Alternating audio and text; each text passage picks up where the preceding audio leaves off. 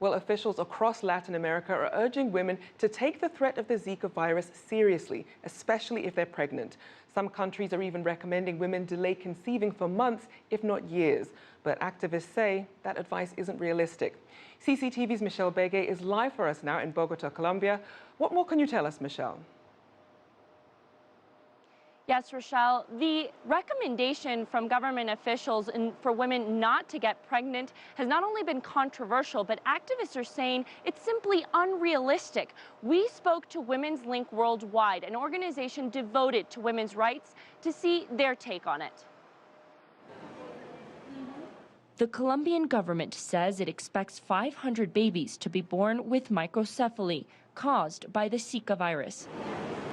As a response, they are recommending women postpone getting pregnant over the next 8 months. Saying this is a healthcare. But activists from an organization devoted to women's rights are critical of this approach. If you just ask women not to get pregnant, you're not acknowledging the fact that more than 50% of pregnancies throughout Latin America are unplanned pregnancies. Women get pregnant without their desire of getting pregnant because they don't have full access to contraception. Instead, Women's Link Worldwide suggests the campaign should be one that involves education, where women not only receive sex education and learn how to use contraceptives, but also learn their rights on terminating early pregnancies. There are not really good programs of sex education in schools throughout the country.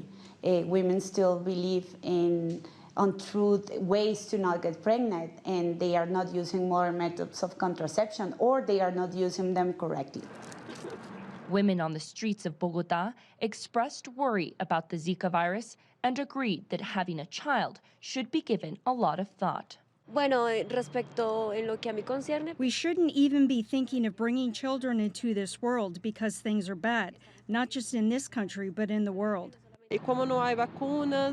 There is no vaccine, and repellents are sometimes not useful, so I would think about it twice, or at least stay in Bogota, where we don't have the mosquito. I think there should be more studies done and have more verification before alarming women this way, especially for women who are already pregnant.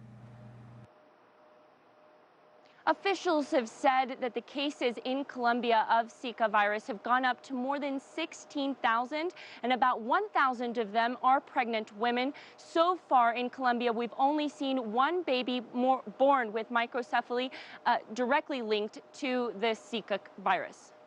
Now, Michelle, the organization that you spoke to talks about the option of abortions.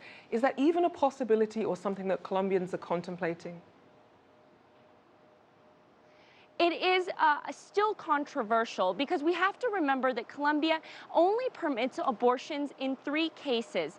If the woman's life is in danger, if she has been raped, or if the fetus is showing signs that it will have malformations, and this between 0 to 3 months of the pregnancy.